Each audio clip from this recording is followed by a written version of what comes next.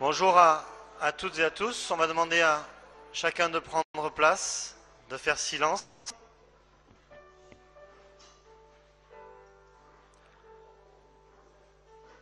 On va demander le silence, si on peut fermer les portes, de prendre place.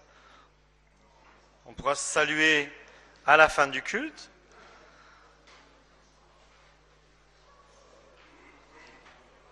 On va demander à Ludo, est-ce que tu peux nous jouer un autre morceau?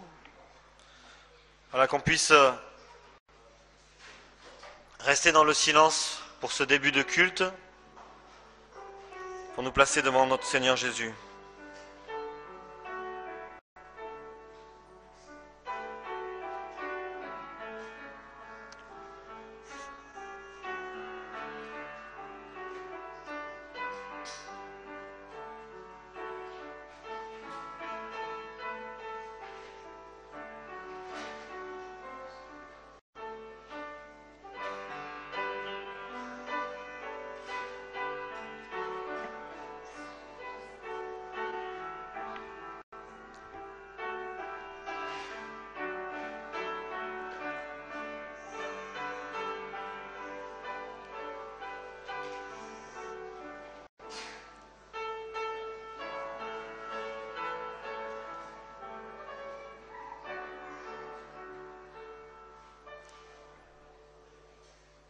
Voilà, bienvenue à chacune et à chacun. Bienvenue à ceux qui sont peut-être parmi nous pour la première fois. Vous sentez une pleine liberté dans le Seigneur. On veut vivre ce temps de culte en commençant donc par un temps de louange et d'adoration. Alors, comme plusieurs le savent, il y a plusieurs des dames de la communauté qui sont sur la pastorale pour femmes en Provence, avec des femmes donc de toute la région, pour un temps qu'elles veulent vivre devant le Seigneur ensemble. Donc voilà pourquoi il y a un peu de dispersion, mais on veut vivre ce culte pour rendre gloire à notre Dieu, pour le louer, pour l'adorer. Je vous propose un premier chant sur le « À toi la gloire », le numéro 64, « À Dieu soit la gloire ». Je vous propose qu'on se lève pour prendre ce numéro 64, « À Dieu soit la gloire ».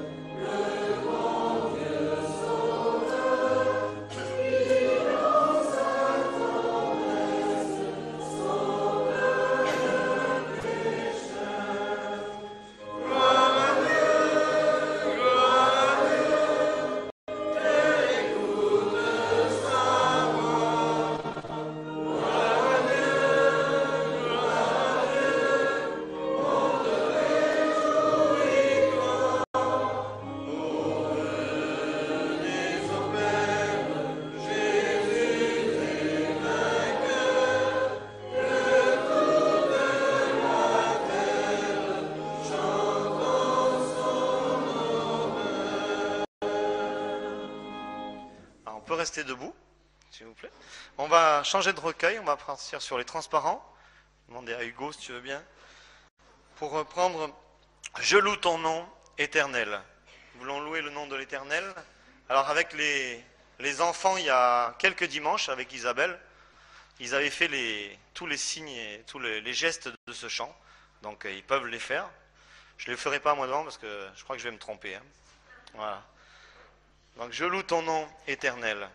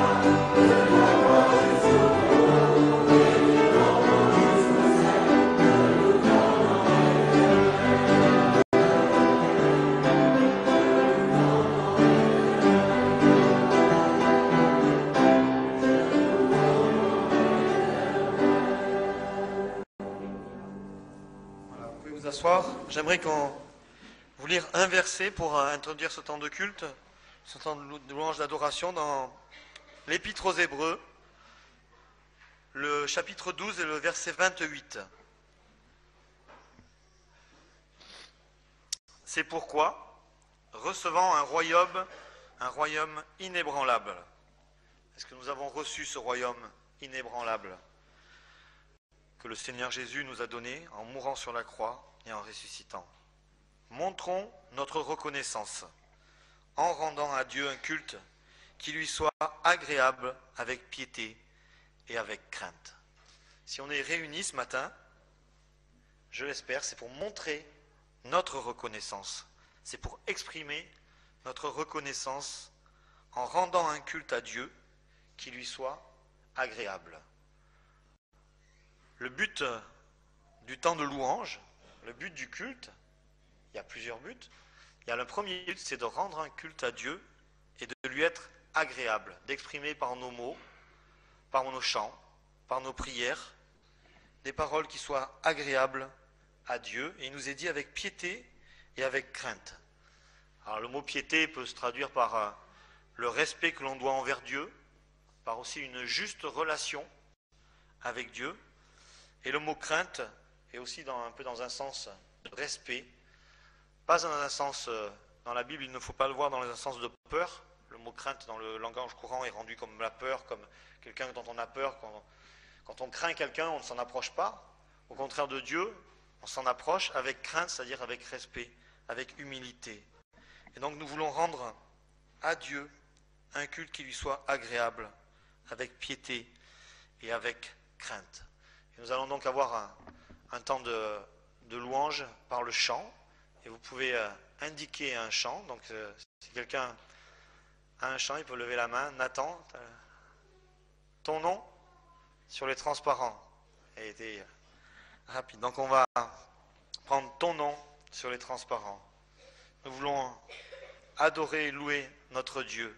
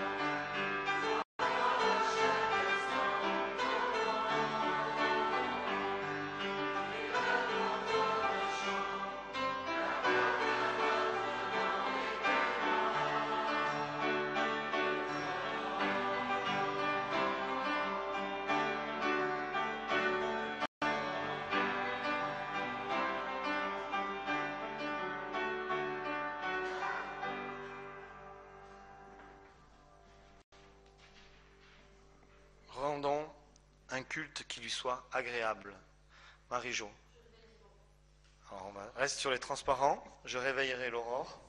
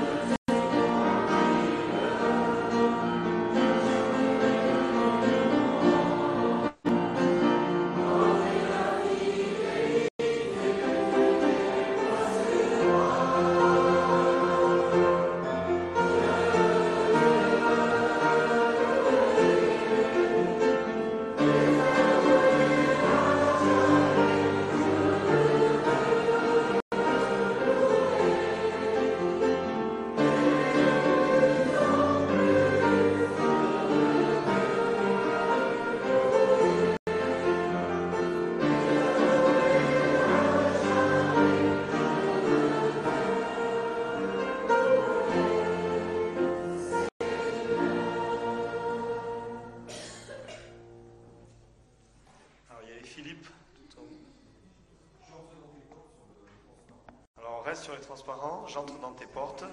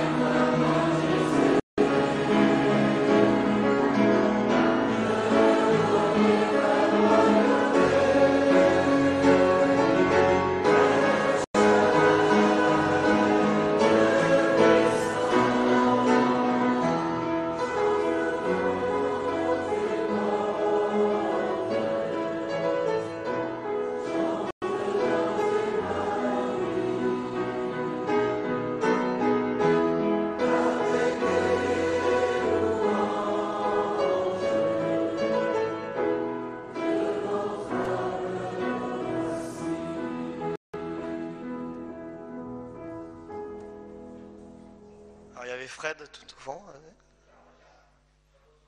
Alors on change de recueil, on passe sur Chantons ses merveilles, le numéro 44.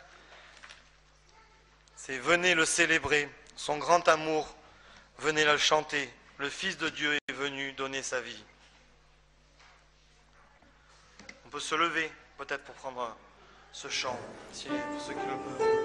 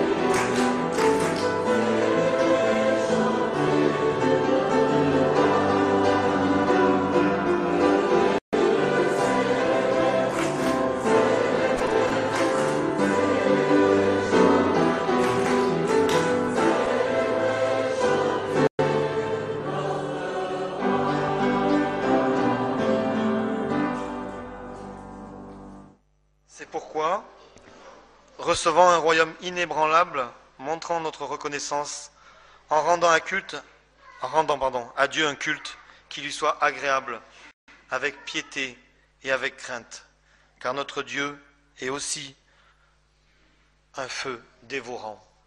On va prendre un autre chant sur À toi la gloire, le 72, rien n'est comparable. Et pendant ce temps-là, nous aurons une autre forme de louange et d'adoration, qui sera l'offrande. Je vais demander à Florent, si tu veux bien, venir, et à Alexandre aussi. Là, ils vont passer pendant...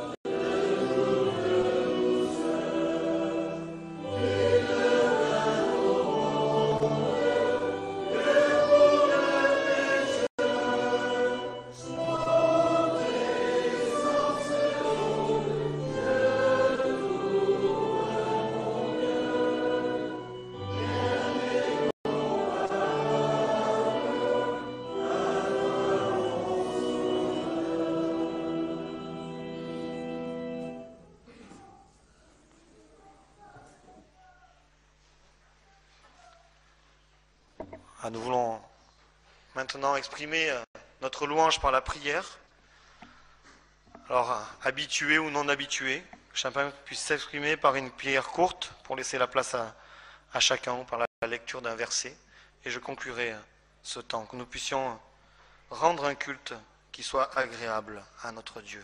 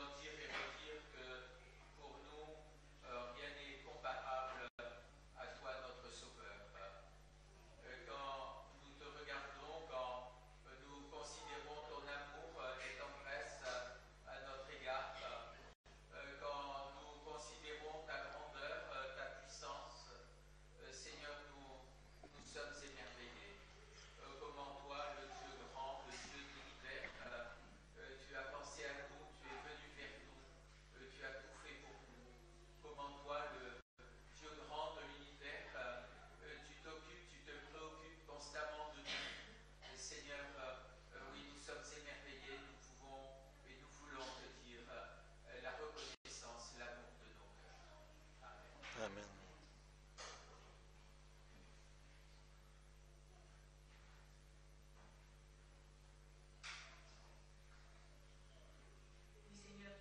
La vie, toi seul régénère notre cœur chaque jour, Seigneur, car tu es toujours à nos côtés, Seigneur mon Dieu. Merci pour ton immense miséricorde, pour ta félicité, Seigneur Jésus, et reçois ce matin toute la gratitude de nos cœurs au nom de Jésus-Christ.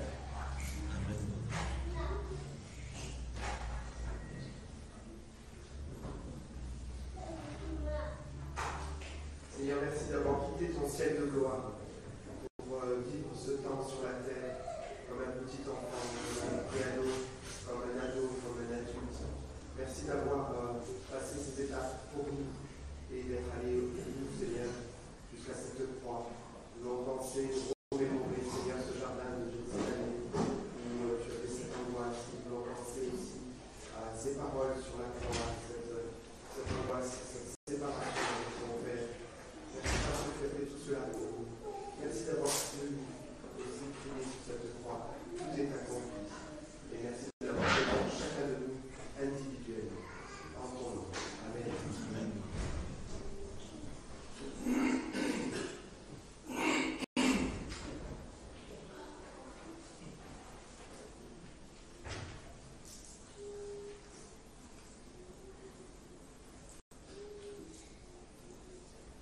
Seigneur de toute éternité, tu t'es voulu un peuple, Seigneur, qui te glorifie, qui t'adore, qui t'aime. Et Seigneur, qui fasse un avec toi, Seigneur.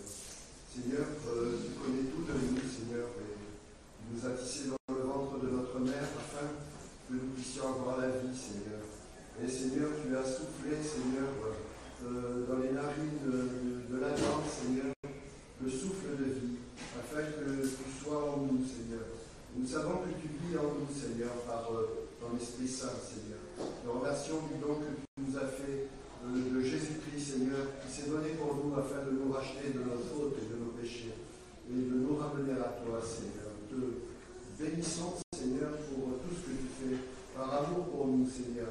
Grande est ta création, Seigneur. Tu as tout mis sous les pieds de l'homme, Seigneur, et pour qu'il te reconnaisse et qu'il t'adore, Seigneur. Merci, Père. Jésus notre Seigneur. Amen. Éternel est mon rocher, ma force, ma forteresse, mon libérateur. Éternel est mon rocher où je trouve mon abri, mon bouclier et la force qui me sauve. Oui, Seigneur mon Dieu, tout petit que nous sommes, face à l'univers que tu as créé, petit microbe que nous sommes sur cette terre, Seigneur, qui a pris soin de nous. Tu prends soin de nous, Seigneur. Merci pour cette bénédiction que tu nous donnes chaque jour. Tu nous tiens face à tout ce que nous avons devant nous, face à vraiment toutes les difficultés que nous pouvons rencontrer sur cette terre, mais toi tu es toujours là, tu es toujours présent. Nuit et jour, sans arrêt, tu es là avec nous, Seigneur. Merci pour ton Fils que tu as donné pour nous, afin que nous soyons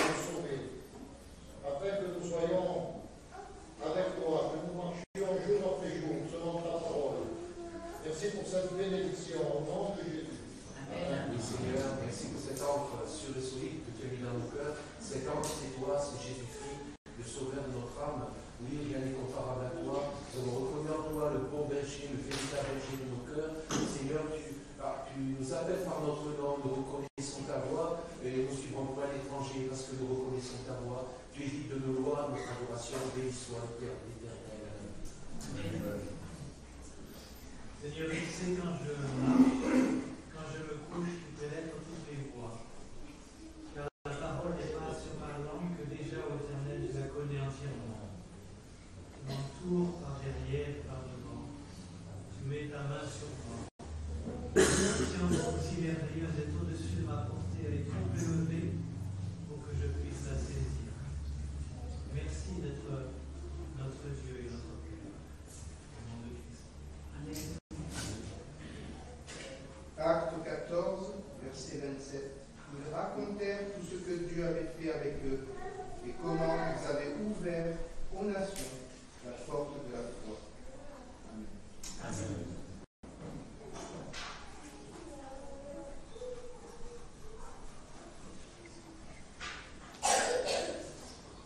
Notre Dieu, notre Père, nous voulons te rendre grâce, nous voulons te louer, t'adorer, te remercier parce que ce que tu nous donnes, le salut en Jésus-Christ, c'est quelque chose d'inébranlable.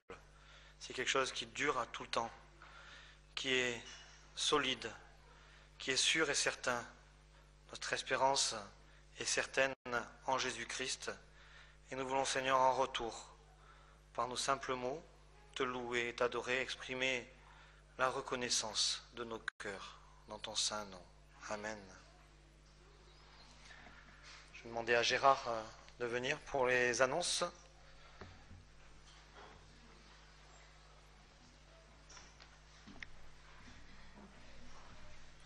Voilà, bien bonjour à chacune, à chacun. Ce mois de mai, il y a beaucoup d'activités. Alors, tout d'abord, un grand merci pour tous ceux qui, le 1er mai, eh bien, se sont investis ici pour qu'il y ait toutes sortes de changements, hein, de la lasure, de la peinture, que sais-je. Voilà, ça a été magnifique de voir plein de monde au travail et nous disons merci à chacun. Mais s'il y a eu la semaine dernière une journée de travail pour ici, il y en a une cette semaine à la pastorale. Alors je vais laisser la parole un petit instant à Marc pour nous dire le rendez-vous. Alors le rendez-vous est un petit peu plus matinal, même si c'est la même heure. Je vous rappelle qu'il y a quand même 1 heure de route pour rejoindre le centre de vacances de l'église. Et donc ça sera 8h30 avec un petit déjeuner. Et vous allez goûter la paella et on vous invite à découvrir le couscous mercredi à la pastorale. Donc on mangera à 1h10. Les amis qui n'ont pas la capacité de faire des travaux par rapport à leur santé ou leur fatigue, n'hésitez pas à nous rejoindre. Ce sera aussi un privilège pour l'équipe là-haut de vous montrer un petit peu tous les progrès de ce bâtiment qui ont été réalisés en particulier avec l'équipe des États-Unis au mois d'octobre l'année dernière, les façades avec notre ami Belzaz. Voilà, donc des formes de peinture, de rangement, de ménage, un petit peu comme on a pu le vivre. Voilà, merci à chacun de tenter de participer ou de participer. Voilà, alors vous dire également que ce week-end, nous avons Femmes en Provence à la pastorale, beaucoup de monde, beaucoup d'âmes, mais aussi quelques hommes pour la vaisselle, pour servir aux tables. Voilà, de ce fait, eh bien, nous avons un peu moins de monde, nous avons des couples qui sont là-haut. Voilà, des messieurs qui gardent leurs enfants pendant ce week-end, c'est beau, hein, ils ont laissé partir leurs épouses, voilà, et sont en charge des petits. Nous avons dans le hall un tableau d'affichage avec un autre week-end. Luciano m'a dit qu'il fallait que j'insiste ce matin sur ce week-end, donc un week-end d'église, samedi, dimanche, lundi, donc le 18, 19, 20, c'est le week-end de Pentecôte. Alors, cette année, pour le week-end de Pentecôte, nous avons Daniel Arnold. Certains se souviennent peut-être de Daniel qui était venu ici à plusieurs reprises. Il est professeur à l'Institut biblique Emmaüs avec 2 spécialités. Une concerne l'éthique Et puis la deuxième, donc l'Ancien Testament. De ce fait, il a écrit des livres sur des livres bibliques que l'on commente généralement très peu, sur les juges, sur d'autres livres. Voilà, c'est vraiment une occasion, une belle occasion d'entendre quelqu'un d'un certain niveau sur tous les problèmes d'éthique. Nous savons que c'est en ce moment bien plein de discussions dans notre pays, dans notre monde, sur toutes sortes de sujets. Ce sera l'occasion d'entendre des choses, de réfléchir ensemble, de vivre des positions. Et nous vous invitons donc à nous rejoindre à la pastorale. Donc on vous redit les jours samedi, dimanche, lundi, donc tout un week-end. Si vous ne pouvez pas tout le week-end, eh bien au moins une partie du temps. Je sais que certains qui sont amateurs de rugby grincent un peu des dents, mais je crois qu'on peut toujours eh bien, vivre au moins une partie, hein, sinon de regarder ce match après coup, hein, que sais-je. Voilà, mais je voudrais redire que c'est bon aussi de se retrouver pour un week-end d'église, de se retrouver pour des temps de communion fraternelle, de se retrouver pour des temps de jeu. C'est important de vivre comme cela un week-end par an. Et donc la particularité de ce week-end sur le plan financier, c'est que chacun met ce qu'il peut mettre, voilà. Donc, si vous n'avez pas les moyens, eh bien, n'hésitez pas. Vous pouvez venir. On ne demande rien de particulier. Chacun met sa contribution comme il le peut. Voilà. Donc, merci de vous inscrire tout à l'heure. En sortant, de vous inscrire sur le tableau d'affichage pour ces 3 journées. Alors, je mentionnais Luciano, il est à Toulon-Ouest ce matin, Jean-Luc Ramel est à Hyères, et puis je ne sais pas qui est à Brignoles, mais pensons à nos amis qui se trouvent dans nos communautés sœurs. Voilà, vous avez vu également les quelques annonces qui sont ici, donc de redire qu'il y a quand même Théopole le samedi 18 le matin. En fait, on profite de la venue de Daniel Arnold pour Théopole, pour l'avoir également pour tout le week-end de Pentecôte. Voilà, et donc demain, étude biblique, mardi, rencontre de prière, et puis les autres indications, eh bien, vous les avez devant vous. Voilà, merci aussi de penser les uns aux autres, les autres dans la prière.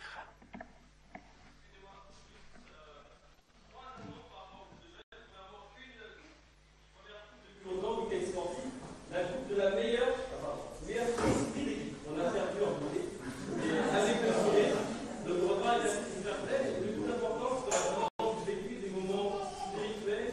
Il y a eu de bons échanges, donc vraiment, je suis vraiment pas participé au week-end sportif. Et c'est pas que le week-end sportif, c'est aussi le week-end spirituel, donc c'était bien. Quelques jours après, avec 4 jours, on est parti à Toulouse pour l'évangélisation.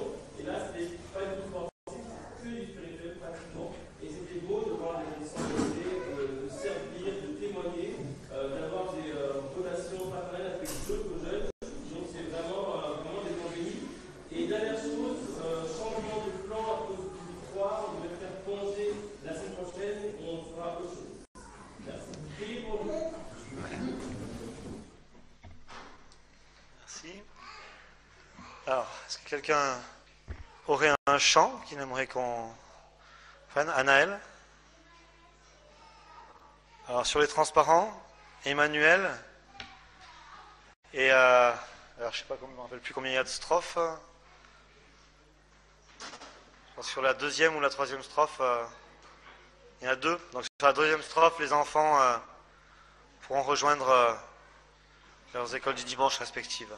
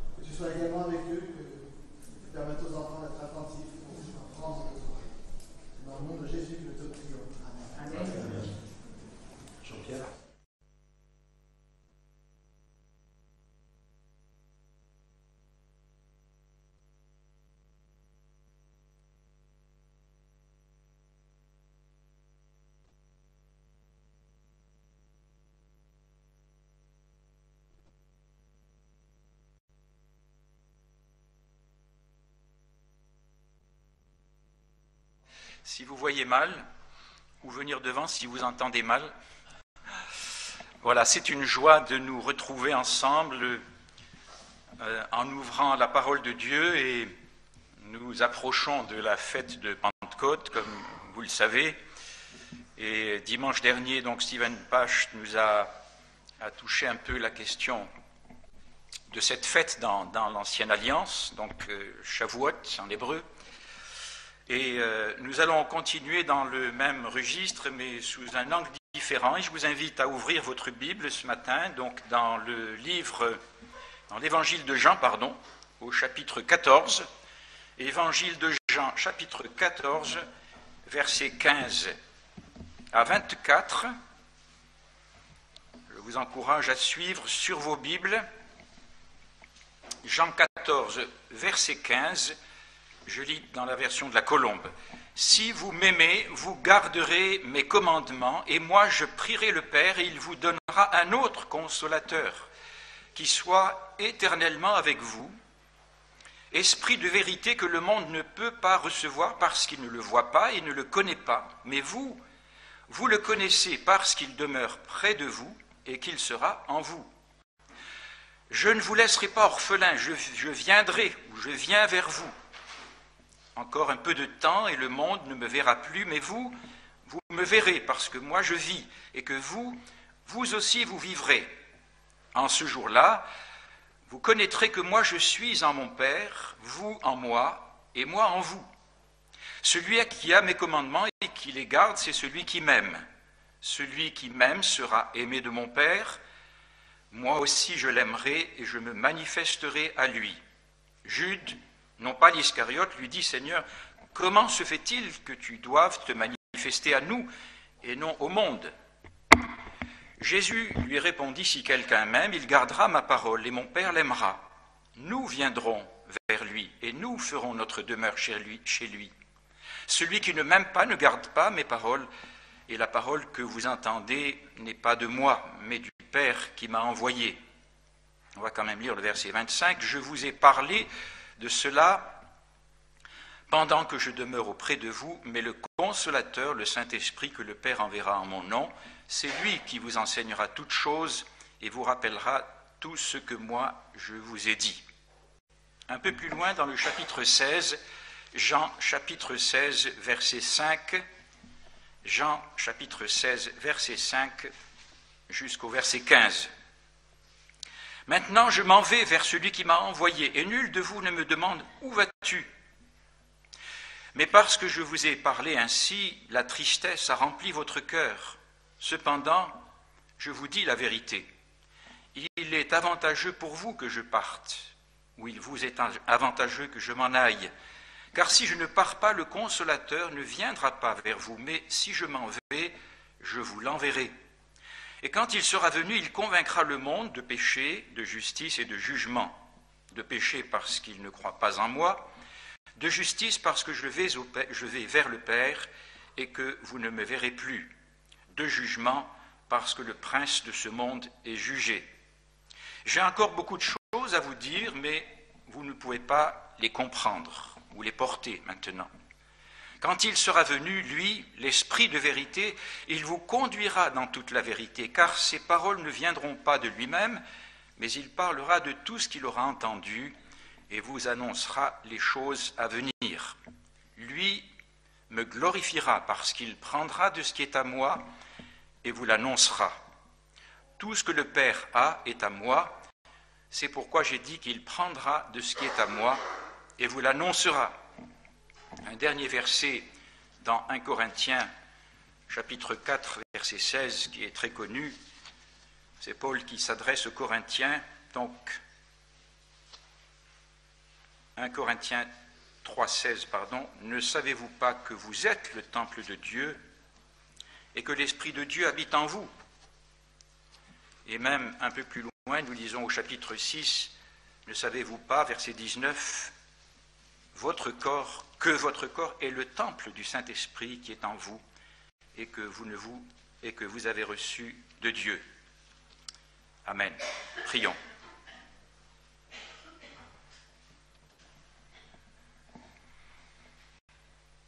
Éternel Dieu, Tout-Puissant, Dieu fidèle, en Jésus-Christ, ton Fils, notre Seigneur, nous pouvons, en toute sécurité, en toute quiétude, dans la confiance de la foi, te louer parce que tout ce que nous venons de lire s'est accompli, que tout cela est vrai pour nous aujourd'hui, plus que jamais.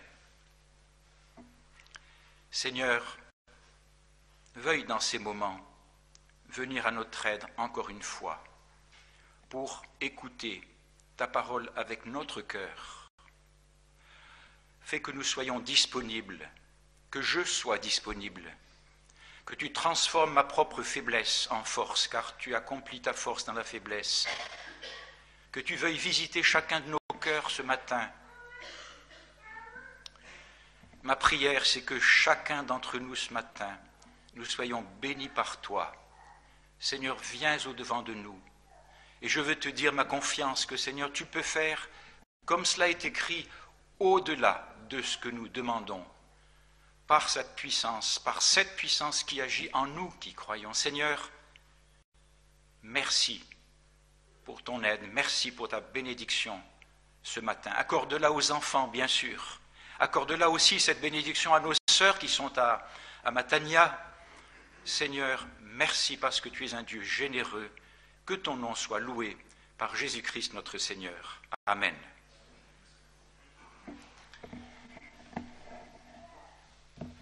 J'aimerais intituler mon message ce matin « Notre coach, le Saint-Esprit ». C'est un peu à la mode aujourd'hui de parler du coaching, n'est-ce pas? Vous êtes certainement plus informés que moi-même, mais on en entend parler souvent et de plus en plus c'est à la mode parce que on a besoin aujourd'hui, je dirais, dans notre génération, d'être toujours au top de ses possibilités, de se dépasser. Comme disait Samuel Pérez il y a quelque temps, il faut être OK+, n'est-ce pas? Il faut toujours aller et donner le meilleur de soi-même. Et donc maintenant, il y a toutes sortes d'individus qui éprouvent ce besoin d'avoir un coach pour les amener plus loin.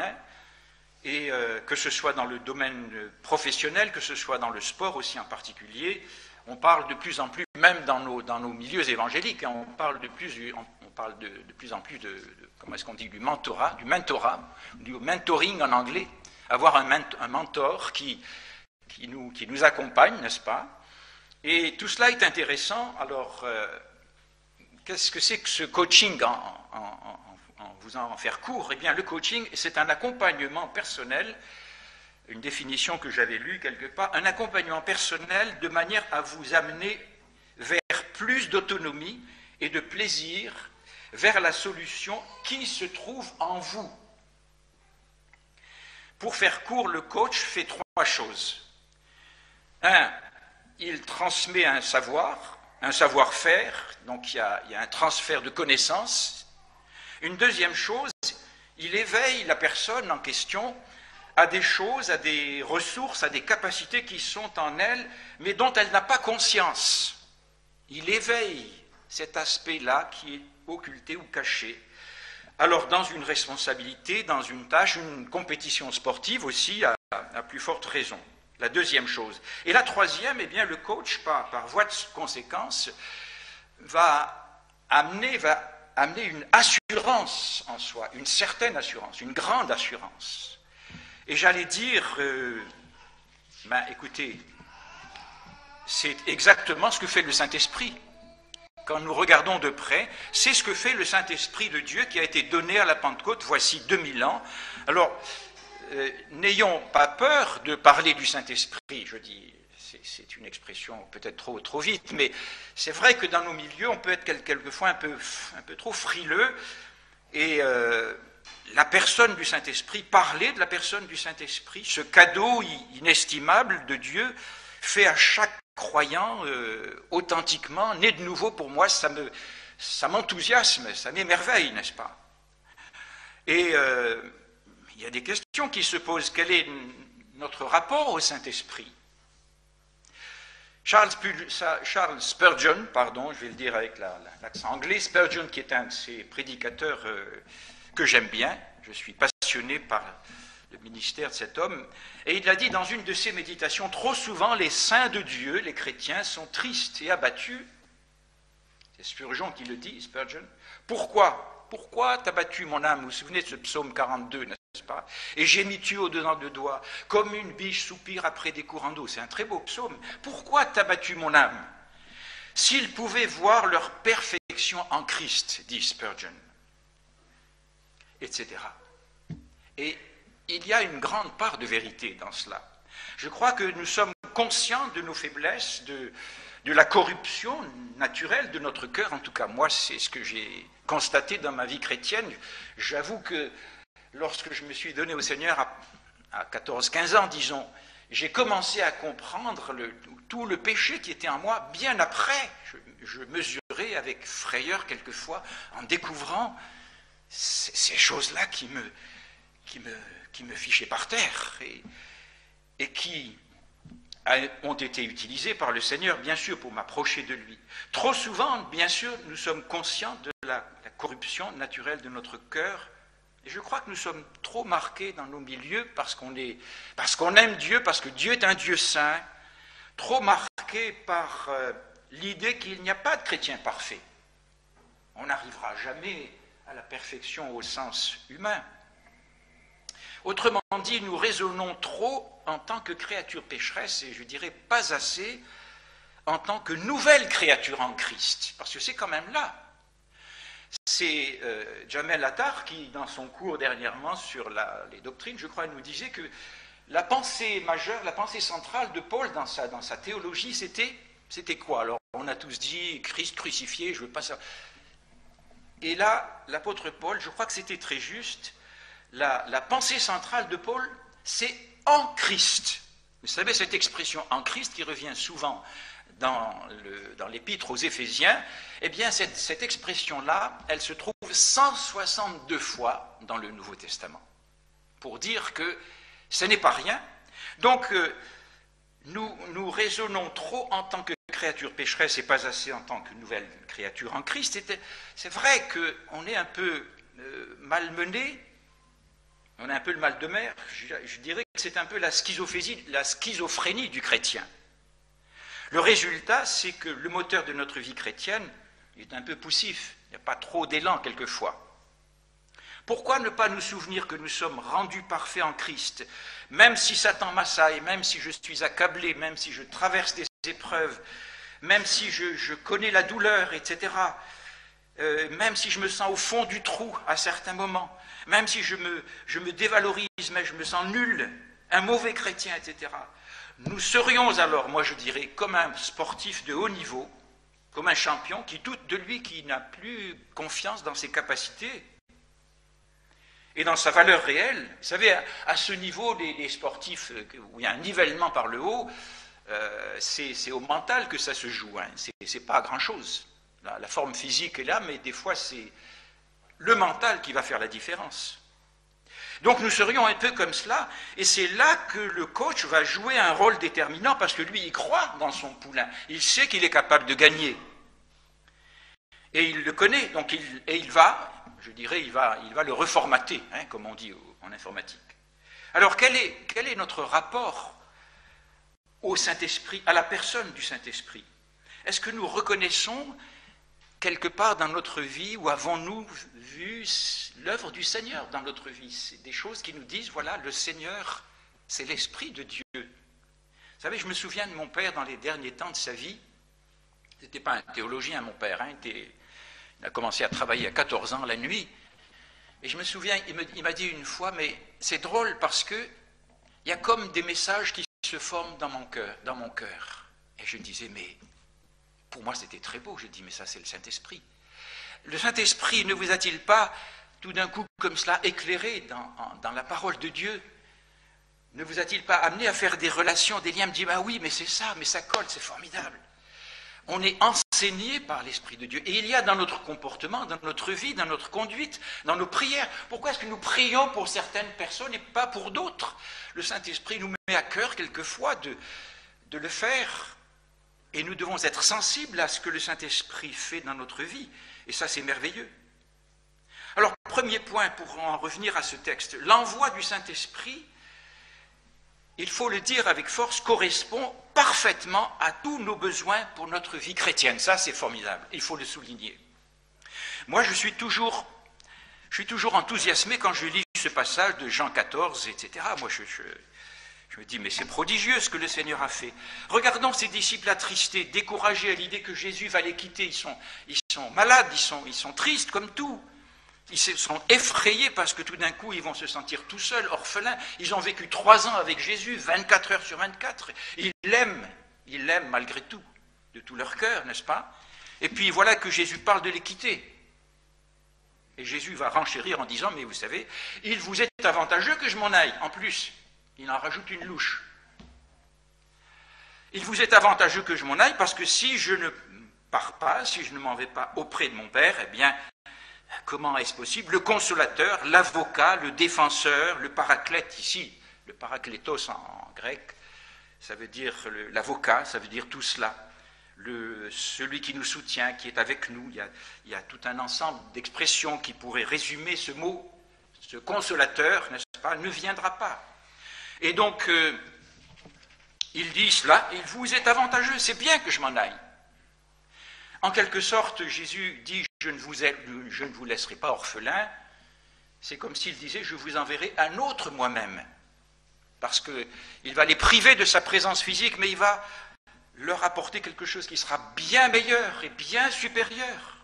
Et c'est un fait que le Saint-Esprit, pour aller un peu plus vite dans le déroulement chronologique du temps, n'est-ce pas, le Saint-Esprit a merveilleusement répondu, accompli tout ce que Jésus avait promis dans ce que nous avons lu. Les disciples ont été consolés, ils n'étaient plus seuls. C'est vrai, ça s'est vérifié, n'est-ce pas? Deuxièmement, ils ont été conduits dans toute la vérité, toute la doctrine de Dieu, tout ce que Jésus leur avait inculqué pendant ces 3 années. Le Saint-Esprit les a enseignés, il leur a rappelé tout ce que Jésus avait dit pendant ces 3 années avec eux. Rendez-vous compte, parce que c'est grâce à cela que nous avons nos 4 évangiles complémentaires. Comment se rappeler de 3 années de ce que Jésus a pu dire à certains moments, ce qu'il avait fait? Moi, je me suis dit, mais comment les apôtres, comment les écrivains sacrés ont-ils pu rédiger ces évangiles? Si ce n'est conduit par le Saint-Esprit, à se rappeler des choses jusqu'à des détails. Jean va parler de l'herbe verte qui était là dans la multiplication des pains. Et il y a un tas d'autres choses qui nous disent que seuls des témoins oculaires pouvaient rapporter ce genre de choses. Le Saint-Esprit a veillé à cela. Et puis il a refait quelque chose d'autre en plus. Il leur a annoncé les choses à venir. Il vous annoncera les choses à venir. Il leur a dévoilé l'avenir. Et il a fait quelque chose qui est formidable aussi. Ça, c'est le boulot du Saint-Esprit. Jésus le dit, il ne parlera pas de lui-même. Lui, il me glorifiera, il vous annoncera, il prendra de ce qui est à moi et vous l'annoncera. Le Saint-Esprit dirige notre attention vers le Seigneur Jésus-Christ. Personne d'autre. Il ne se met pas en avant lui en tant que la personne de la Trinité, mais son rôle, c'est de magnifier Christ avec toutes ses richesses, toute sa beauté, sa transcendance, sa puissance, n'est-ce pas, à nos yeux. En fait, tous les attributs de Dieu en Jésus-Christ. Tout ce que le Père a est à moi, dit Jésus. Ensuite, c'est merveilleux de voir comment les apôtres se sont comportés dans les actes. Leur autorité spirituelle, leur audace, leur prédication puissante. Tout cela pour confirmer ce que Jésus avait dit en Acte 1, chapitre 1, verset 8, que nous connaissons. C'est quoi? Acte 1, 8. Vous recevrez une puissance, le Saint-Esprit survenant sur vous, et vous serez mes témoins à Jérusalem, dans la Judée, dans la Samarie, et jusqu'aux extrémités de la terre. C'est merveilleux cela, n'est-ce pas? Tout cela pour confirmer ce que Jésus a dit. Mais aujourd'hui aussi, Jésus-Christ est le même.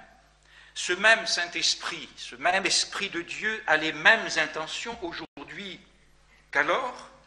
Et il est ce même coach qui a conduit les disciples et qui nous conduit maintenant aujourd'hui au XXIe siècle. Comme les disciples de Jésus Nous sommes aussi faibles par nature, timorés bien souvent, timides. En tout cas, moi, je le suis.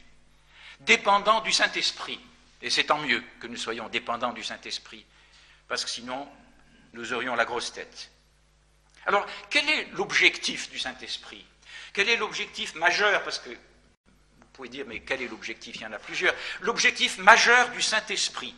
Je crois qu'il y a plusieurs choses dans cet objectif majeur. D'abord, le Saint-Esprit entend vivre en nous la vie chrétienne, parce que sans lui, elle est impossible. La vie chrétienne, bibliquement parlant, elle est inimitable. On ne peut pas imiter la vie chrétienne. Quelqu'un qui n'est pas né de nouveau, qui n'a pas l'Esprit de Dieu, ne peut pas vivre la vie chrétienne. Il peut avoir un certain niveau de gentillesse. Il y a des gens bons dans le monde, il y a des gens bien, mais la vie chrétienne, c'est autre chose. Et sans le Saint-Esprit, nous ne pouvons pas vivre la vie chrétienne parce qu'elle nécessite cette puissance, puisque notre vie, celle que nous avons reçue de Christ, elle est de dimension surnaturelle. Et son objectif majeur, dans un deuxième temps, si vous voulez, c'est de nous remplir de son esprit. Et en plus, c'est un commandement du Nouveau Testament. Laissez-vous remplir, soyez remplis du Saint-Esprit. Éphésiens 5, 18. Mais il faudrait le lire à la forme pronominale, n'est-ce pas? Laissez-vous remplir du Saint-Esprit. S'il y en a un qui veut que nous soyons remplis du Saint-Esprit, c'est bien Dieu, c'est bien le Saint-Esprit. Mais il ne le fait que si nous le lui permettons. Et donc, ce qui, d'ailleurs, correspond à une vie chrétienne normale. On a peut-être cru trop souvent penser à tort que être rempli du Saint-Esprit, c'est un niveau exceptionnel, rare, qui arrive de temps en temps à l'un ou à l'autre. Parce qu'on lit dans les Actes et ailleurs, alors Paul, rempli du Saint-Esprit, n'est-ce pas, dit ceci ou par là au Fils, là, n'est-ce pas, au nom de Jésus, n'est-ce pas, il a rendu cet homme aveugle qui s'opposait au plan de Dieu, etc. Mais être rempli du Saint-Esprit, c'est la vie chrétienne normale. Nous devrions aspirer à cela. Est-ce que nous recherchons la puissance du Saint-Esprit dans notre vie? C'est pourquoi, donc, l'action du Saint-Esprit s'apparente à un coaching pour nous élever à ce niveau, pour nous élever au plus haut niveau et accomplir ainsi la volonté de Dieu, parce que c'est la volonté de Dieu, la volonté parfaite de Dieu, qui est bonne, agréable, comme nous le dit l'Épître aux Romains. Remplir donc son rôle de coaching, et comment il va faire, comment il va nous prendre en charge, je dirais, le Saint-Esprit nous prend en charge. Remplir son rôle de consolateur, de défenseur, d'intercesseur, etc. Le consolateur, il va nous consoler, mais oui, certes, nous consoler, mais pas nous dorloter. Il va nous consoler, mais il ne va pas nous dorloter parce que le Saint-Esprit ne nous déresponsabilisera jamais. Rappelons-nous que c'est poussé par l'Esprit que Jésus fut conduit au désert pendant 40 jours. Peut-être que Jésus n'avait pas l'intention, il n'avait aucune envie à vie humaine d'y aller, mais disons que c'est une parenthèse. Il fut emmené au désert pour être tenté par l'Esprit. Il fut emmené au désert pendant 40 jours où il a jeûné, n'est-ce pas, pour être tenté par le diable. C'est écrit, Matthieu chapitre 4, verset 1. Pour être tenté, pour être éprouvé, c'est le sens, n'est-ce pas? Et donc là, Jésus, au bout de 40 jours, il eut faim, c'est normal, et peut-être et probablement même soif. Jésus aurait pu trouver une solution de facilité, d'ailleurs, c'est ce que le diable lui a suggéré. Tu es fils de Dieu, n'est-ce pas? Tu as faim, voilà ces pierres, tu les transformes en pain, pas de problème, tout va bien. Solution de facilité. Mais Jésus choisit d'attendre l'heure de Dieu, l'heure de son Père, et la solution de son Père, nous la lisons un peu plus loin dans le verset 11, puisqu'il est dit « Et voici, des anges s'approchèrent de Jésus pour le servir. » On ne sait pas ce qui s'est passé, mais le fait est que Jésus a été royalement servi au bout de ces 40 jours de jeûne et prière. Nous sommes peut-être, me permet de dire, mais peut-être que l'un ou l'autre d'entre nous, nous sommes un peu dans un désert, sous une forme ou une autre. Un désert, c'est toujours un peu trop long. 40 jours, c'est long. Au désert, vous savez, on est tout seul. On est seul face à soi-même. Personne face à soi-même. Le désert spirituel, c'est aussi, je dirais, un peu comme une sorte de révélateur, parce qu'il va peut-être nous révéler à nos propres yeux des choses que nous ignorions jusque-là. Des profondeurs de notre cœur peuvent jaillir des choses que nous ne soupçonnions pas. Nous pouvons chercher, nous aussi, à ce moment-là, dans ce désert, des solutions faciles. Il y en a toujours. C'est-à-dire des solutions faciles qui vont nous amener dans un compromis, alors que peut-être la solution la plus difficile, certes, et qui est celle de Dieu, va certainement nous amener à d'autres résultats. Saurons-nous tenir bon sans verser dans le compromis, n'est-ce pas? Et attendre la solution de Dieu à l'heure de Dieu et ressortir victorieux comme Jésus l'a été. Parce que Jésus a été victorieux, il a vaincu. À 3 reprises, l'ennemi a essayé de le piéger. Et Jésus a été victorieux pour nous montrer le chemin. Il nous a précédés dans cette victoire, il nous a ouvert un chemin comme un pionnier, n'est-ce pas, pour que nous suivions ses traces. C'est le passage obligé du Saint-Esprit de nous amener de manière à ce que nous soyons éprouvés tôt ou tard, d'une manière ou d'une autre. Dès que nous faisons le choix de suivre Jésus-Christ, nous serons amenés d'une manière ou d'une autre dans cette épreuve. Peut-être que le mot n'est pas toujours très bien compris, mais nous devons être éprouvés parce que l'apôtre Pierre dit que notre foi, aux yeux de Dieu, elle est plus précieuse que l'or. Afin que votre foi plus précieuse que l'or, et puis etc., soit éprouvée, n'est-ce pas? Ne soyez pas surpris comme la fournaise qui est une chose normale au milieu de vous, dit quelque part l'apôtre Pierre aussi. Ne soyons pas surpris. Nous sommes, je vois que très souvent chez moi et autour de nous, la fournaise, on n'aime pas trop ça et on est toujours, même si nous sommes chrétiens depuis des années, étonnés, embêtés parce que nous nous trouvons devant une sorte de fournaise, entre guillemets, une épreuve, et on aimerait en sortir le plus vite possible. Peut-être que la prière manque à ce moment-là. Et elle serait de dire, Seigneur, est-ce que là, il y a quelque chose à me dire? Est-ce que tu as une leçon à m'apprendre? Je suis ton enfant. Est-ce que ça veut dire que Dieu m'a laissé tomber? Donc, non. Le Seigneur sait ce qu'il fait.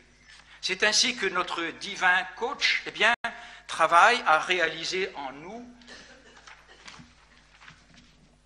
dans notre vie terrestre, ce que nous sommes déjà en Christ. Nous parlions tout à l'heure de la théologie de Paul. Ce que nous sommes déjà en réalité, c'est-à-dire des saints en Christ, qui pêchent parfois, qui tombent parfois, mais qui restent quand même des saints aux yeux de Dieu. Alors, il va travailler à faire de nous également l'Esprit de Dieu, à faire de nous un peuple de guerriers, une tribu d'ouvriers et une famille de sacrificateurs ou d'adorateurs, parce que ce sont ces 3 aspects que nous voyons par exemple dans le livre des Nombres. Je vous encourage à lire le livre des Nombres qui s'appelle en réalité « Au désert ». On a appelé le livre des Nombres, mais le titre en hébreu, il n'y a pas de titre, c'est « Au désert ». C'est l'assemblée vue au désert. C'est d'autant plus intéressant que là, dans ce livre des Nombres, nous avons l'histoire de ces 38 années que le peuple d'Israël a passé au désert. Et c'est intéressant de savoir comment ce peuple s'est comporté au désert. Mais là, il y a des choses très caractéristiques, préfiguratives aussi de l'Église de Jésus-Christ aujourd'hui, où nous voyons en type, si vous voulez, l'image du peuple de Dieu, de l'Église, des chrétiens que nous sommes. Il y avait un peuple de guerriers, chacun devait savoir sous quelle bannière il était, etc. Ce n'était pas fait n'importe comment. Il fallait produire sa généalogie, il fallait prouver qu'on appartenait réellement, n'est-ce pas? Si nous sommes au Seigneur, nous avons la bannière, notre bannière c'est Christ. Et puis il y avait une tribu d'ouvriers, c'était les Lévites. Les Lévites, eux, ils devaient s'occuper du transport du tabernacle. Montage, démontage, etc. Donc tout était réglé au millimètre, n'est-ce pas?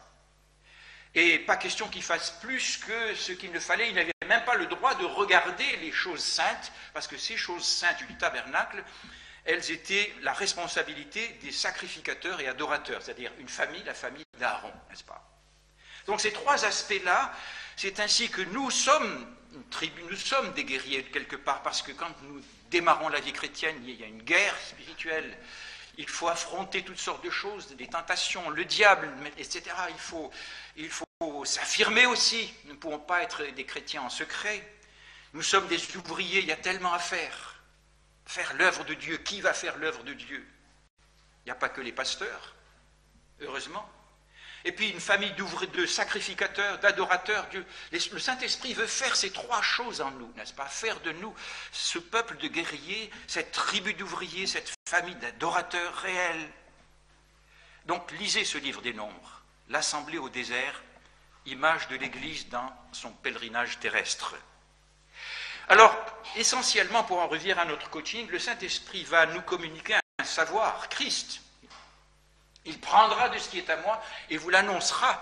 Et c'est ce qui nous édifie, nous est toujours de découvrir Christ dans ses aspects, dans ses multiples facettes.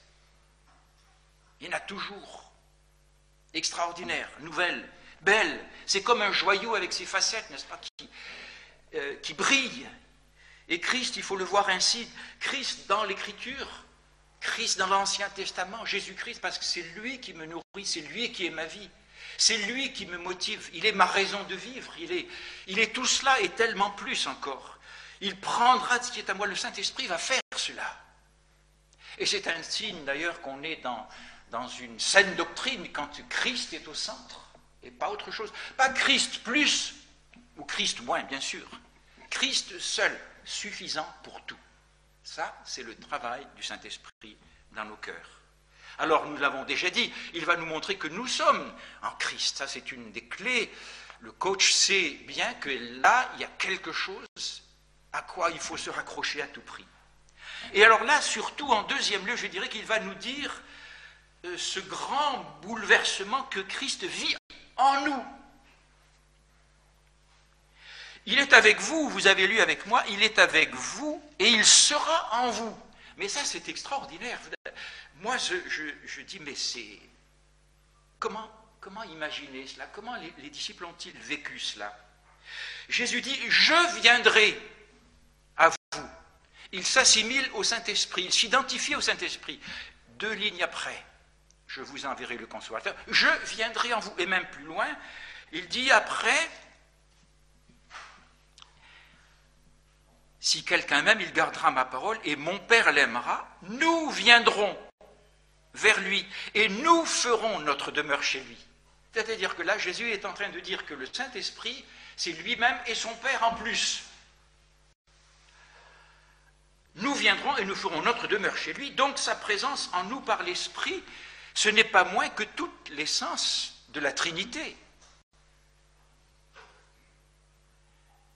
Nous le savons probablement intellectuellement, la question est autre quand il s'agit de le vivre, parce que si ça ne change rien dans notre vie de chrétien, il faut se poser des questions. Nous viendrons et nous ferons notre demeure chez lui.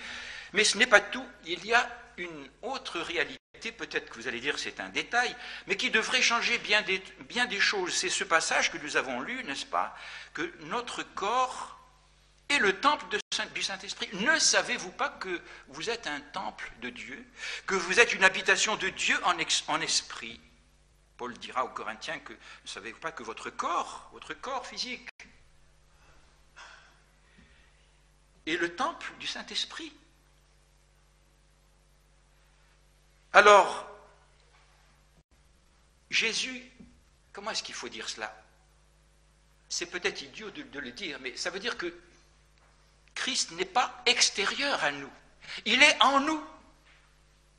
Et quelquefois, dans nos prières, nous trahissons cette sorte d'incrédulité inconsciente que nous ne prenons pas en compte le fait que Jésus est en nous, il est en moi, mais nous avons du mal à l'accepter. Mon corps, est-ce possible que mon corps physique soit le temple du Saint-Esprit? En plus, on ne ressent rien du tout. Mais c'est une vérité qui est affirmée tant de fois. Il n'est pas extérieur à nous, il est en nous, et ça fait toute la différence. Parce que, regardez comment l'apôtre Paul parle aux Corinthiens qui se traînaient dans la boue, qui faisaient n'importe quoi. Mais il dit, mais ne savez-vous pas que votre corps est le temple du Saint-Esprit? J'aime bien lire, si vous permettez, ce que dit Paul aux Éphésiens, au chapitre 6.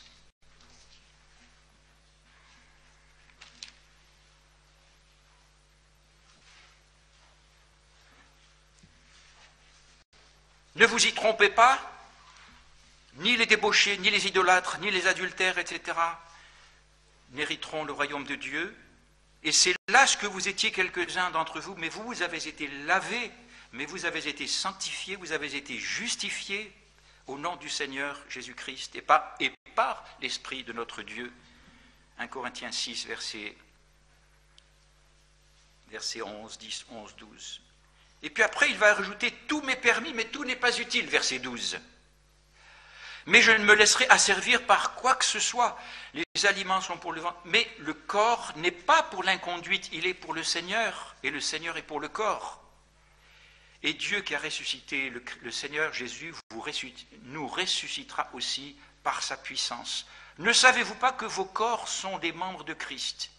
etc. Il parle des prostituées, puisqu'ils avaient un comportement moral qui est absolument faramineux, n'est-ce pas, scandaleux. « Fuyez l'inconduite, verset 18. Quelque autre péché qu'un homme commette, ce péché est extérieur au corps, mais celui qui se livre à l'inconduite pêche contre son propre corps. Ne savez-vous pas que ceci, votre corps, est le temple du Saint-Esprit qui est en vous et que vous avez reçu de Dieu ? Et vous n'êtes pas à vous-même, vous ne vous appartenez pas à vous-même, car vous avez été rachetés à un grand prix en plus. Glorifiez donc Dieu dans votre corps et dans votre esprit qui appartiennent à Dieu. Le Saint-Esprit va nous apprendre à faire de ce corps quelque chose qui va glorifier Dieu. Ne savez-vous pas que votre corps est le temple du Saint-Esprit ? Peut-être que si bien des chrétiens s'étaient souvenus de cela, ils n'auraient pas fait ce qu'ils ont fait. Quand on sait qu'on est le réceptacle, si j'ose dire, une demeure permanente de l'Esprit de Dieu, on ne fait plus n'importe quoi. On ne peut plus se comporter n'importe comment. Je pense qu'on sera pour le moins circonspect quand on va cheminer dans notre monde corrompu, n'est-ce pas? Qu'est-ce que nous allons faire de ce corps?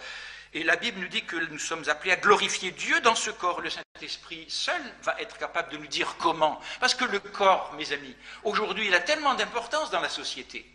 On prend tellement soin de ce corps, n'est-ce pas, dans tous les domaines, et parfois, et même très souvent, c'est bien, pour son bien. On le soigne, n'est-ce pas, on le bichonne, on fait beaucoup de choses, le corps, mais il peut quelquefois devenir un maître.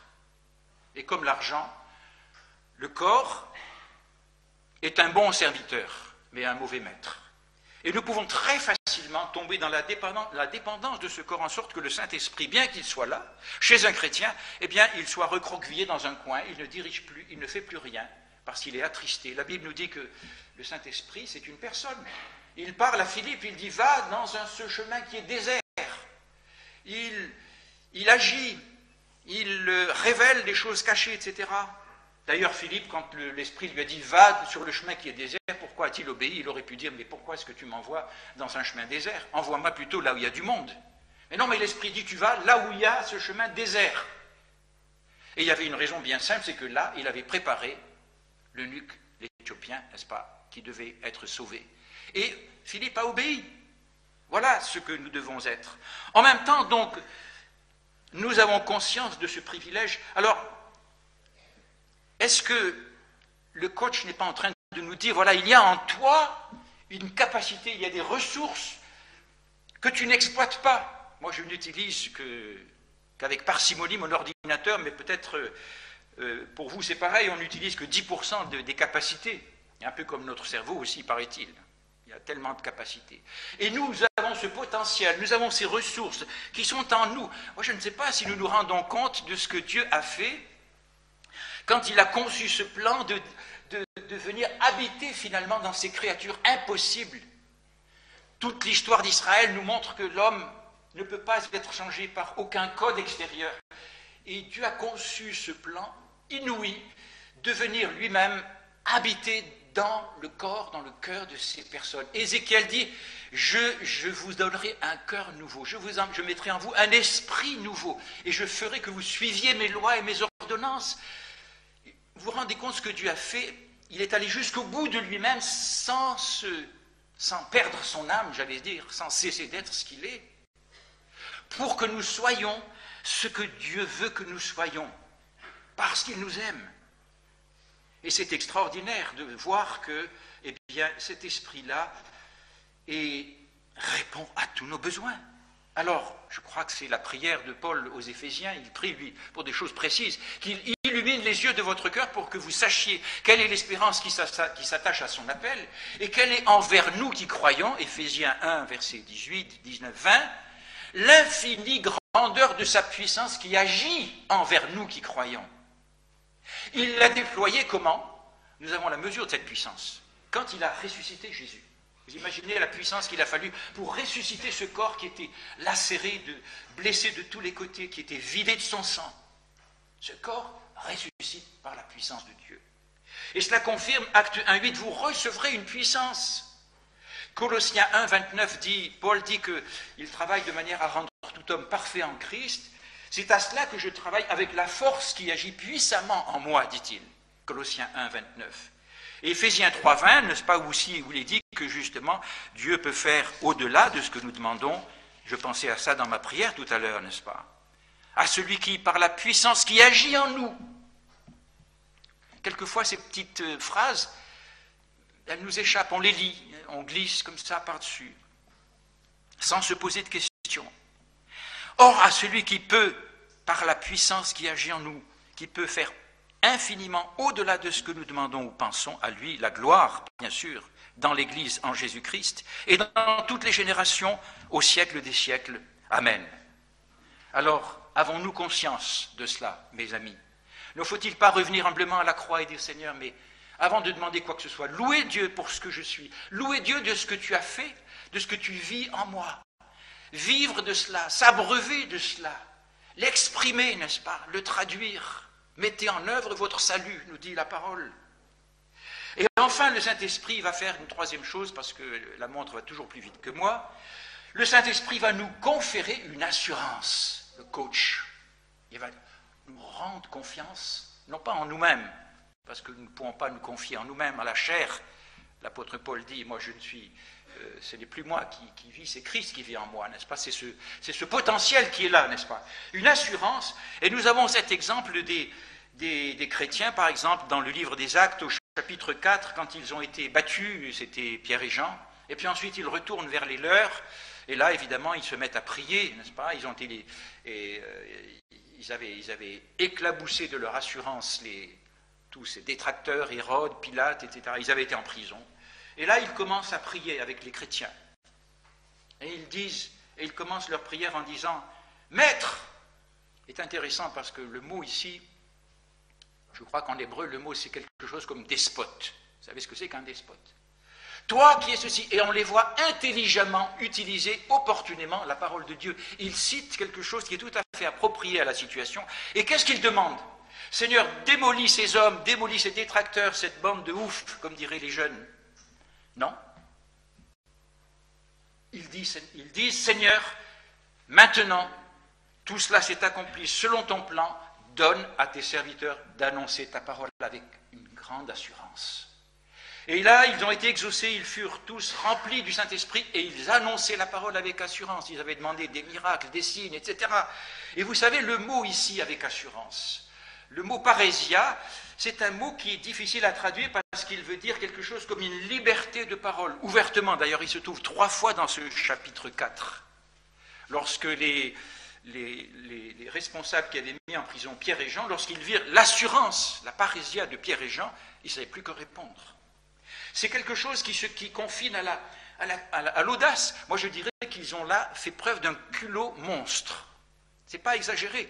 Il fallait cette audace, c'est le franc-parler qui fait qu'on n'a plus aucune retenue, mais qu'on dit la vérité avec une grande force. C'est tout cela. Et ça, le Saint-Esprit, c'est l'œuvre du Saint-Esprit. D'ailleurs, c'est lorsqu'ils ont été remplis du Saint-Esprit qu'ils ont fait cela. Et donc, Paul demande d'ailleurs dans ses prières, il n'a pas peur de demander aux Éphésiens, au chapitre 6, il dit, mais priez pour moi quand j'ouvre la bouche, afin que lorsque je prêche la parole, je puisse le faire avec parésia, avec cette assurance en question. Et c'est ainsi parce que je dois le faire de cette manière-là. Il n'y a qu'une manière d'annoncer la parole de Dieu, avec assurance, avec autorité, avec un culot. Il faut du culot, il faut de l'audace quelquefois pour tendre un traité. On a peur des réactions, on a peur d'être pris pour un témoin de Jéhovah, on ne connaît pas la personne, etc., etc. Mais l'audace du Saint-Esprit fait qu'elle transcende notre faiblesse et notre fragilité. Au final, et en conclusion, je dirais, vous savez, il y aurait beaucoup d'autres choses à dire, nous sommes appelés à vivre en harmonie avec cette hôte de marque que nous hébergeons dans notre corps. Laissons-nous transformer. Laissons-nous pas scotcher, mais coacher, c'est pas pareil.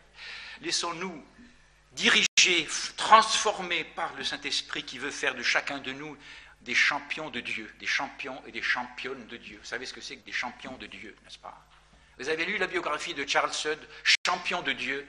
Eh bien, lisez-le, et ça vous donnera un bon coup de pied là où il faut, vous savez, pour aller de l'avant, n'est-ce pas? Champion de Dieu. Le Saint-Esprit veut faire cela. Parce que, Paul dit à Timothée, ce n'est pas un esprit de timidité que Dieu nous a donné. 2 Timothée 1,7. Mais un esprit de quoi? Un esprit de force, d'amour et de sagesse. Nous allons prier. Seigneur notre Père et notre Dieu, c'est bien évident que si nous n'étions que livrés à nous-mêmes, nous n'irions pas loin. Mais quelle bénédiction, quelle joie en Saint-Instant de savoir que tu as répondu magistralement à ce besoin, à cette misère qui est la nôtre, en nous envoyant ton esprit, en venant vivre en nous, en nous dirigeant, en nous fortifiant, nous consolant, nous donnant la joie, nous enthousiasmant. Parce que tu as besoin de nous, Seigneur, quelle grâce que tu as besoin de chacun de nous pour que d'autres te connaissent et soient bénis et connaissent celui qui détient la vie éternelle, Jésus-Christ, notre Seigneur. Père, remplis-nous de ton esprit. Pardonne-nous lorsque nous oublions cela. Purifie nos cœurs. Donne-nous un cœur pour toi, pour te glorifier. Au nom de Jésus-Christ, notre Seigneur. Amen. Voilà, un petit peu juste.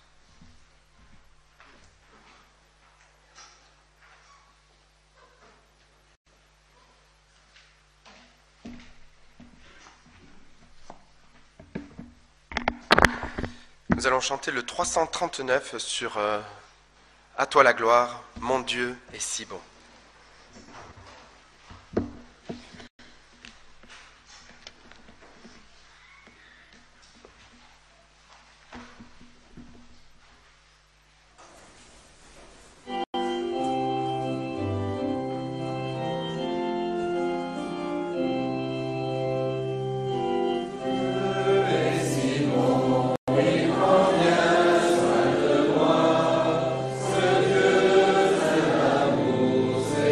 Dieu,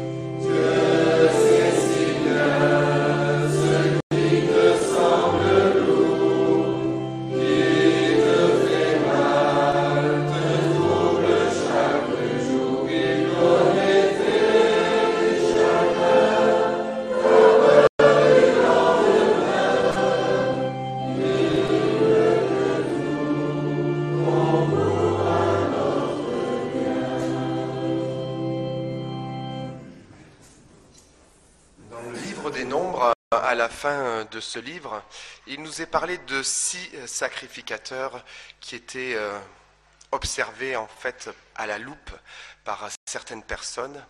Et s'ils avaient vécu à notre époque, ils auraient eu, à mon avis, comme nos présidents, le bilan de santé obligatoire. Il y en avait 3 d'un côté du Jourdain, 3 de l'autre côté du Jourdain. Chaque ville avait son sacrificateur, mais ceux-là en particulier, ces 6-là, étaient réellement observés. La Bible nous dit qu'à l'époque de l'Ancien Testament, quelqu'un qui commettait un meurtre par accident devait quitter sa maison, ses biens, sa terre, et se réfugier dans ce qu'il était appelé les villes refuges. Et il devait se cacher là, sous la protection du sacrificateur, jusqu'à la mort du sacrificateur. Et après, le problème se posait à nouveau pour eux. Le vengeur de sang pouvait à tout moment venger la famille et donc sans être à son tour puni de mort. J'ai trouvé cette image très très belle dans un commentaire qui nous disait qu'il y a une septième ville refuge et que le grand sacrificateur de cette 7e ville refuge, c'est notre Seigneur Jésus-Christ. Celui qui, par contre, n'a pas de bilan de santé à produire, il est éternel. Et il est éternel et il règne sur cette 7e ville dont nous avons tant besoin les uns les autres. Je relisais le passage de l'apôtre Paul qui me fait toujours froid dans le dos. Je trouve donc cette loi, pour moi, qui veut faire le bien. Le mal est présent à côté de moi, car je prends plaisir à la loi de Dieu, dans mon fort intérieur. Mais je vois dans mes membres une autre loi qui lutte contre la loi de mon intelligence et qui me rend captif de la loi du péché dans mes membres. Malheureux que je suis, qui me délivrera de ce corps de mort ?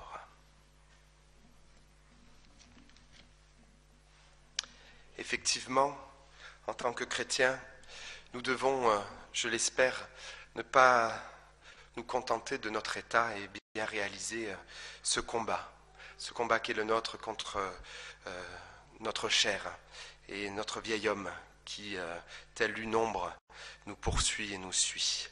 Et la Bible nous invite bien souvent au combat. Et dans ce texte-là, la Bible nous invite à fuir, ne pas nous contenter de ce que nous sommes, mais bien à fuir jusqu'à cette 7e ville refuge. Un texte nous parle de ce grand sacrificateur qui règne sur cette 7e ville refuge. Il se trouve dans le livre aux Hébreux, et c'est le chapitre 7. Il nous rappelle que tous ces sacrificateurs qui sont d'un autre ordre, qui étaient des êtres humains comme vous et moi, ont fait ce qu'ils avaient à faire, mais qu'ils sont bel et bien morts. C'est le chapitre 7 d'Hébreux et c'est le verset 23. De plus, ces sacrificateurs ont existé en grand nombre parce que la mort les empêchait d'être permanents. Mais lui, Jésus, parce qu'il demeure éternellement, possède le sacerdoce non transmissible. C'est pour cela qu'il peut sauver parfaitement ceux qui s'approchent de Dieu par lui, étant toujours vivant pour intercéder en leur faveur. C'est bien un tel souverain sacrificateur qui nous convenait, saint, innocent, immaculé, séparé des pécheurs et plus élevé que les cieux, qui n'a pas besoin, comme les souverains sacrificateurs, d'offrir chaque jour des sacrifices, d'abord pour ses propres péchés et ensuite pour ceux du peuple. Cela, il a fait une fois pour toutes en s'offrant lui-même. La loi, en effet, établit comme souverain sacrificateur des hommes sujets à la faiblesse, mais la parole du serment postérieur à la loi a établi le Fils qui est parvenu pour toujours à la perfection. Voilà le sacrificateur qui est le nôtre aujourd'hui. Quel privilège, n'est-ce pas, de pouvoir nous réfugier. Alors c'est sûr que nous devons aussi quitter nos biens, nos terres, pour nous retrouver dans cette ville refuge à notre tour. Et quel privilège de savoir que ce sacrificateur est le Fils de Dieu lui-même. Voilà, je vous invite à la prière.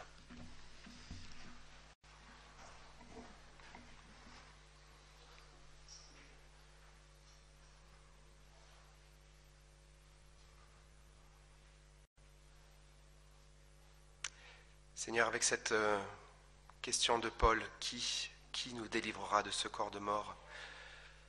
Nous voulons considérer notre vie, nos pensées, nos actes, le peu de place aussi laissé à l'esprit bien souvent dans nos vies. Et nous voulons chercher refuge dans ta présence et considérer ton œuvre, considérer ta toute-puissance, considérer ce sacerdoce qui est le tien éternellement, Seigneur, pour toujours. Merci de pouvoir être au bénéfice de ce sacrifice éternel. Nous voulons nous approcher de toi avec des cœurs nouveaux, des mains lavées, des corps régénérés, Seigneur.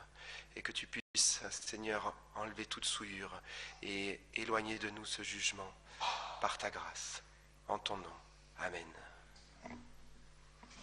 Je vais demander à Philippe si tu veux bien venir, Patrick, Maurice et John si vous voulez venir pour le temps du repas. Et je vous propose sur À toi la gloire le 87 pendant que nous préparons le repas du Seigneur. Jésus, c'est le plus beau nom. Le 87.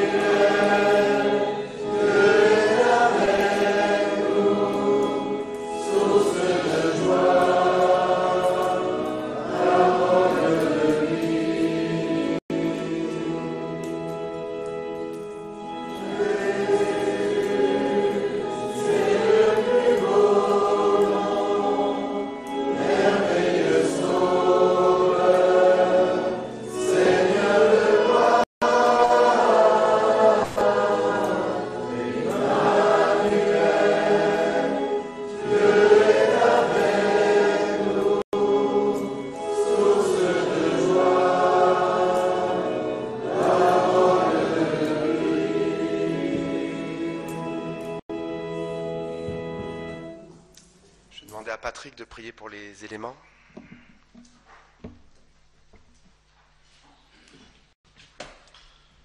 Seigneur, nous tenons devant cette table, Seigneur, qui nous rappelle ton sacrifice, ce que tu as accompli pleinement. Nous savons, Seigneur, que tu as tout accompli, que ton corps a souffert, ton sang a coulé. C'est par amour pour nous que tu as fait cela. Et nous voulons te rendre grâce pour cela.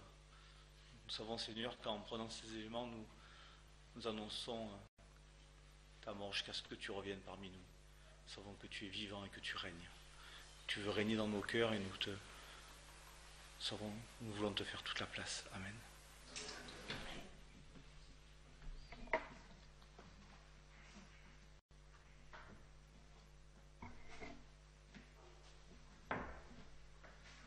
Voilà, nous observerons un temps de silence pendant que les éléments passent.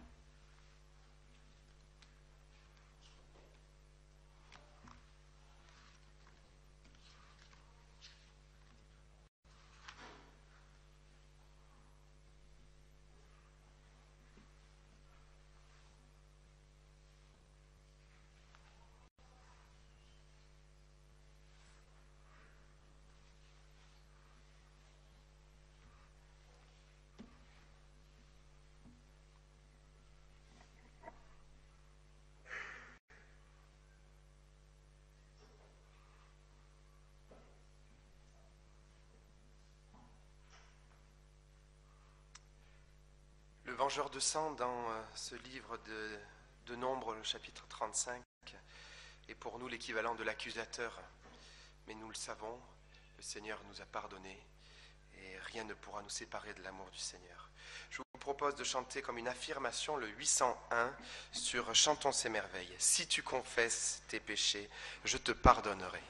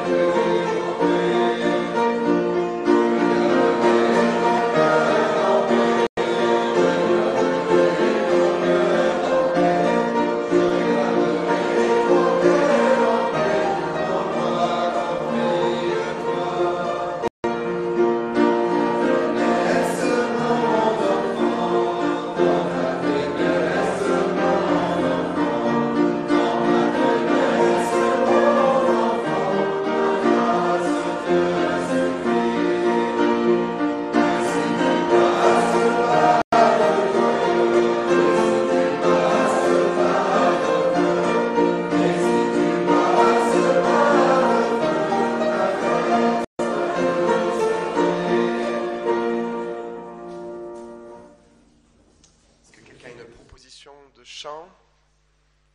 Oui, Serge. Serge. Entends mon cœur sur les transparents.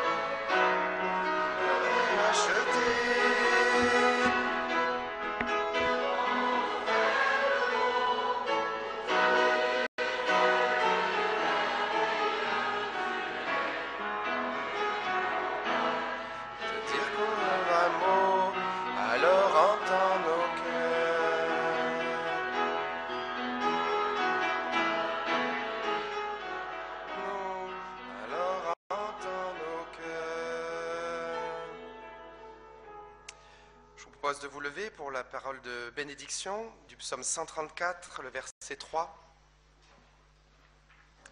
Que l'Éternel te bénisse de Sion, lui qui a fait les cieux et la terre.